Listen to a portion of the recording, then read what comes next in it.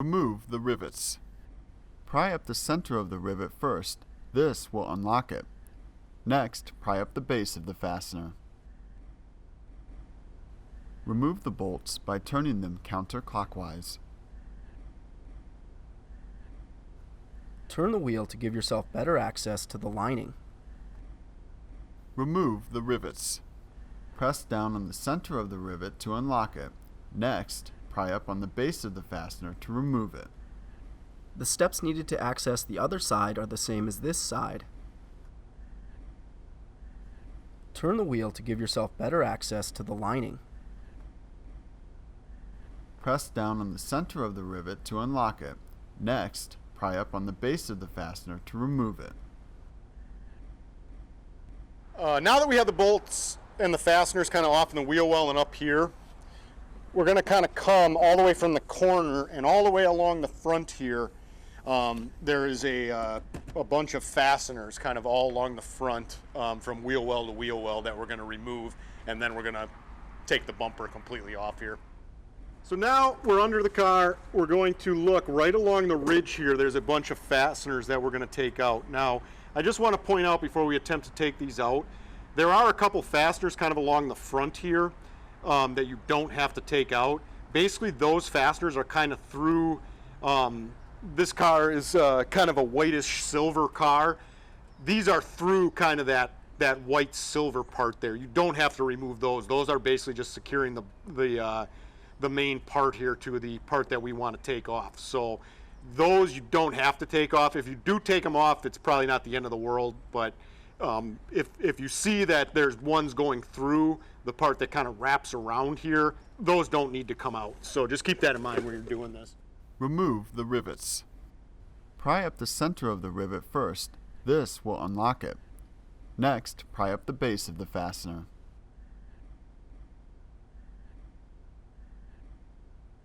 So we have all the fasteners and whatnot out that we need. So what I'm going to do now is just kind of come find where the bumper meets here.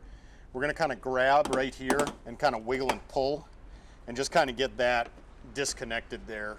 And then we're going to go do the same thing on the other side. That's going to allow us to take this bumper off here.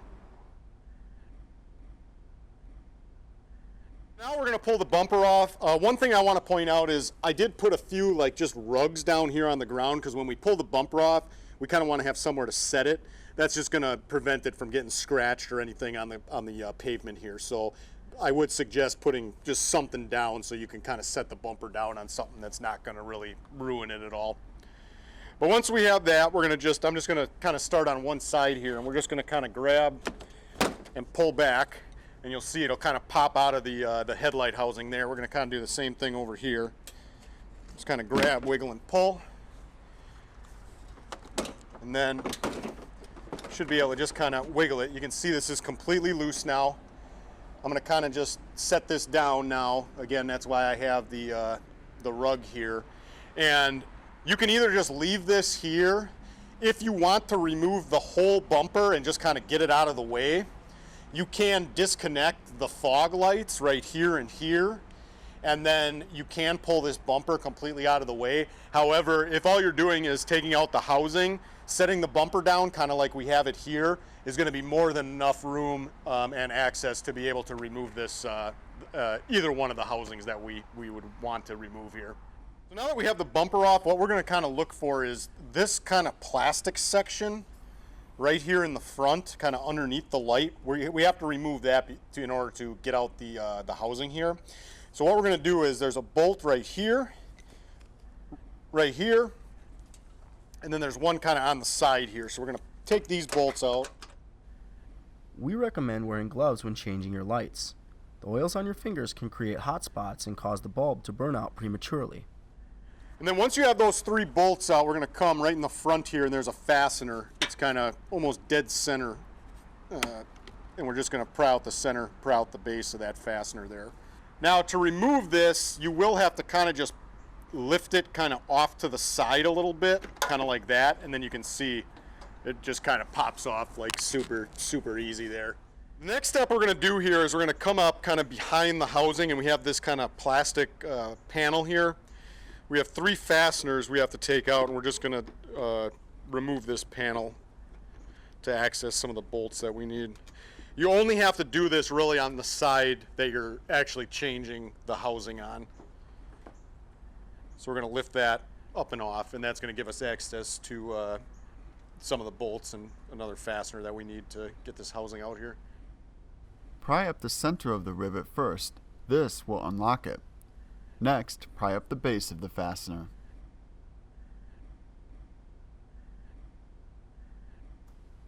There are 3 bolts that need to be removed. Remove the bolts by turning them counterclockwise. We recommend changing your bulbs in pairs.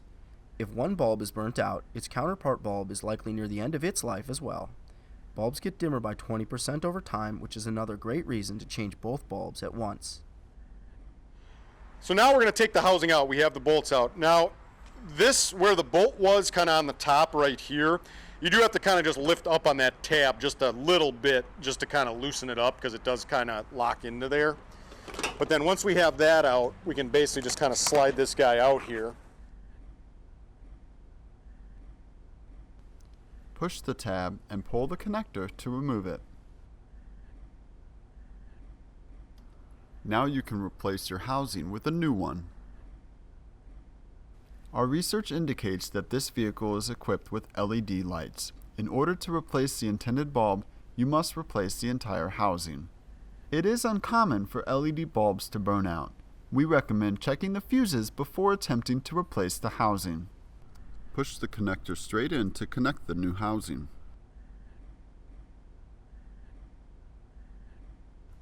Align the tabs and push the housing to get it back into place.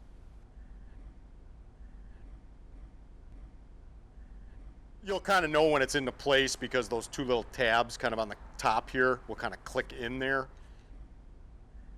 Replace the bolts by turning them clockwise.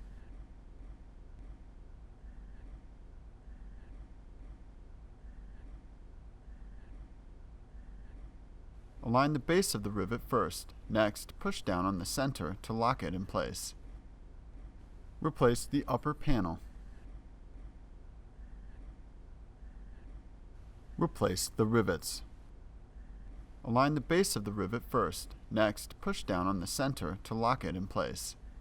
So now that we have the housing kind of mounted again, we're going to bring this plastic portion back in.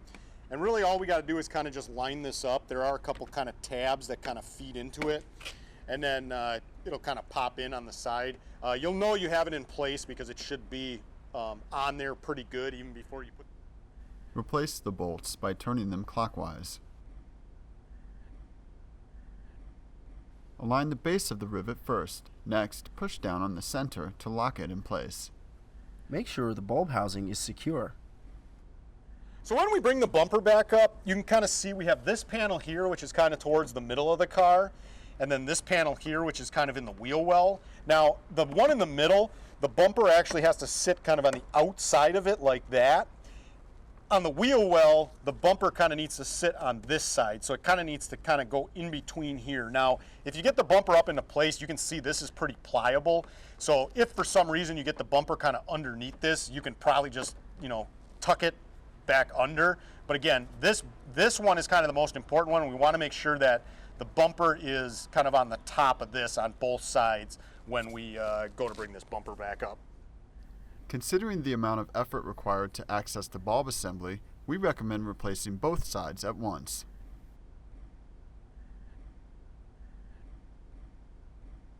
It can get a little caught up here, so just be aware of that. Once you kind of get it in a position, it should go back in there pretty easily. Align the bumper with the body before securing it to the vehicle. It's important to make sure it's set properly, otherwise it won't attach correctly.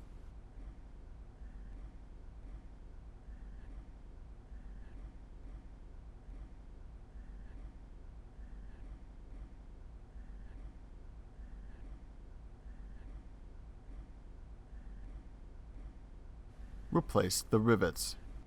Align the base of the rivet first. Next, push down on the center to lock it in place. Replace the bolts by turning them clockwise. Replace the rivets. Pull out the center of the rivet first. Then, insert the base of the rivet into position. Finally, push down on the center of the rivet to lock it in place. Turn the wheel to give yourself better access to the lining. Pull out the center of the rivet first. Then, insert the base of the rivet into position. Finally, push down on the center of the rivet to lock it in place. So once we have the bumper back up into place and we're going to put the bolts back on underneath, now this is kind of the panel, one of the panels in the wheel well. We said we want this panel to be kind of on the outside of the bumper, which we were able to accomplish here. But before we put the bolts back in, you have kind of these little flaps. You do want to get these, kind of just bend them and just kind of get them up there like that, and then kind of do the same thing on this one. Okay, so we want to make sure that that's kind of how the flap looks in the kind of the wheel well area before we attempt to put the fasteners back in. Replace the rivets. Align the base of the rivet first. Next, push down on the center to lock it in place. Make sure the assembly is tight and secure.